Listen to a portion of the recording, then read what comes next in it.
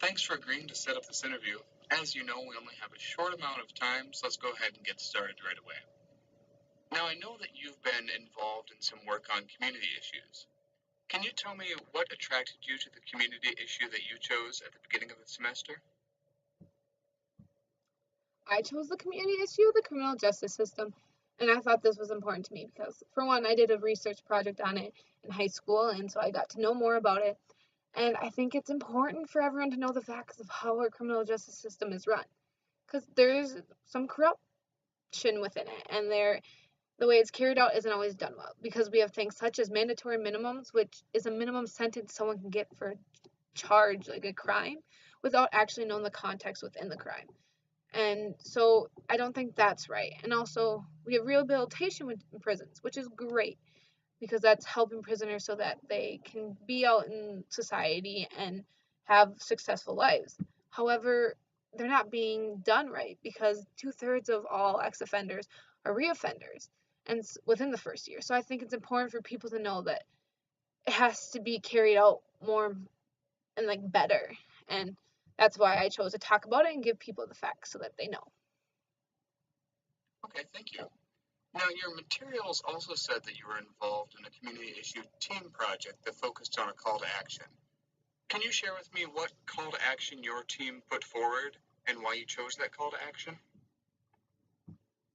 My team actually did a speech on mental health, which is really important and especially prevalent in a college because we're all struggling with anxiety, depression. And so we decided that a good call to action would be to think before you speak because many people just blurt out, "Why are you acting so depressed?" Or "Why are you being bipolar?" And so I think it's important that people know that they should think before they speak. And so that's what we said. We said before you go out and you start asking someone why they're being bipolar or have depression, think about it because a lot of people are actually struggling with it and it not embarrassing because it's nothing to be embarrassed about, but it might hurt their feelings and it might make them less apt to talk about it with others when it's something that should be talked about and shouldn't be just used as more words to describe someone's feelings. I see. Now, if I were to ask the other members of your team what they think your biggest strength is, what do you think they would say, and why do you think they would say it? I would think that they would say my passion.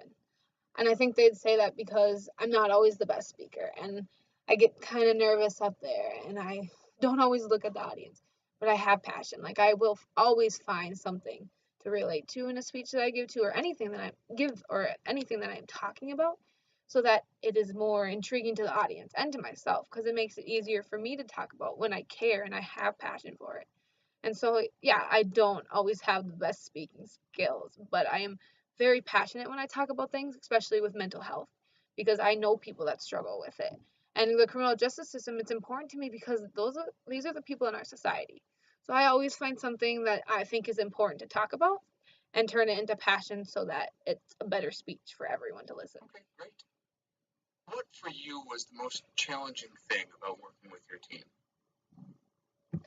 The most challenging thing about working with a team is worrying if I was going to affect their grade because I was so worried about, oh, I'm going to mess up on something and they're going to be mad at me and they're going to get a worse grade. When in reality, we're all like you're graded individually. And so that was really nice. And then I didn't have to worry about messing up a grade for them because the rest of the speech, like the content, we all worked on together and we looked over to make sure it was what we wanted, but the way I performed might not be up to their standards, and so I didn't want to affect them for what I messed up on. And so I liked that the way we were graded, so I didn't have to worry about messing up their grade. But it was really nice because in the end we were like we all just wanted it to be done. We weren't worried about it and we weren't making each other feel bad about how we performed. And so I think that was really nice and I didn't have to worry about it any longer. Thank you. Okay, last question. In 30 seconds or so, tell me what your biggest takeaway was from Com 110 this semester. What will stick with you and be useful to you?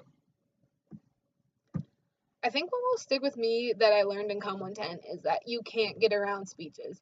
You have to do them. There was no way that I was going to be able to say, I can't do this speech. I don't want to. I'm too nervous. It's life. Whether it's a job interview or it's working in a group, being with friends, or talking to your family or at a job. You're always going to have to give public speeches or talk to people in public. And so you have to know that you just keep eye contact with everyone, be respectful, know what you're talking about, and be passionate. Smile.